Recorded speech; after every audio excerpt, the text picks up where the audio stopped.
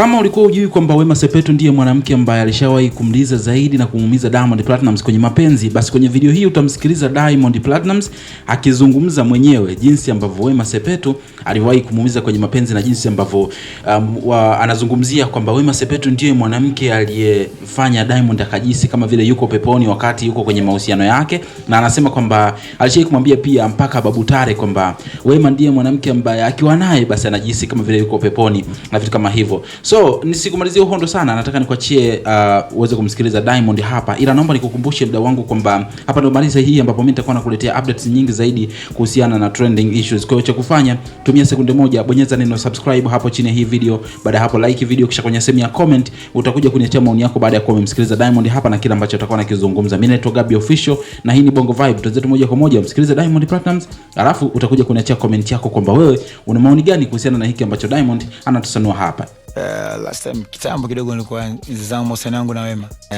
Wema alikuuliza? Shakuniuliza sana. Sana? Yaani chozi kabisa hili linamwagika, yani Tale anang'ana kulifuta. Nakumbuka kuna siku moja nilikuwa na boss Tale.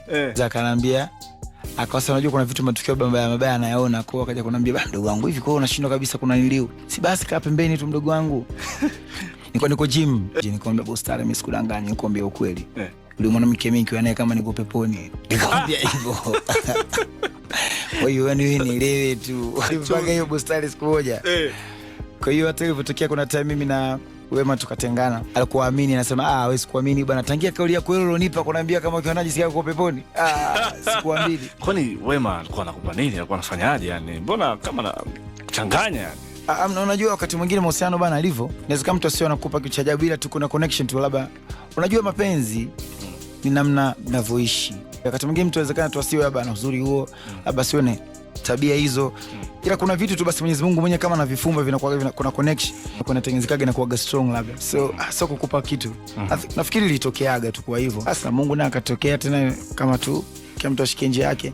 Sema fresh, tumekuwa fresh, washikaji nini wazuri sana. Yaani ukiacha tukiwa binadamu, lakini Wema sisi tupo wote kwenye sanaa moja. Sanaa wote tunafanya katika industry entertainment. Kwenye movie lazima kutakuwa kuna music, katika muziki sometimes utakaa kuna maigizo ndani yake. So vitu kama hivyo, na namshukuru Mungu haikuwa rahisi, ilikuwa ni ngumu sana kwa kufika time tukaona kama bwana sisi tuwe cool fresh tu. So mwanzo mnavoachanaga kuna vita, matatizo sio nini. Ndio sasa hivi tumekuwa wana fresh kabisa. Yaani best yako kabisa. Sometimes nafikiri watu wanatakiwa waelewe tu. There's no need ya kuweka uadui na watu, especially watu wenyewe sasa hivi tunakufa mapema sana. So unapoona kuna namna au kuna njia yote ya kuweza kutatua matatizo na watu wengine, jitahidi kupunguza maadui, usikubali kuongeza maadui. Na wewe umekuwa rafiki yangu tu. Tunaheshimiana sana. Wagi rahisi nachukua muda, nimechukua karibu miaka 4 nafikia 3. Lakini tumefikia tu ambao tunaheshimiana, ni ya kumshukuru Mwenyezi Mungu kwa sababu wengine hawawezaji.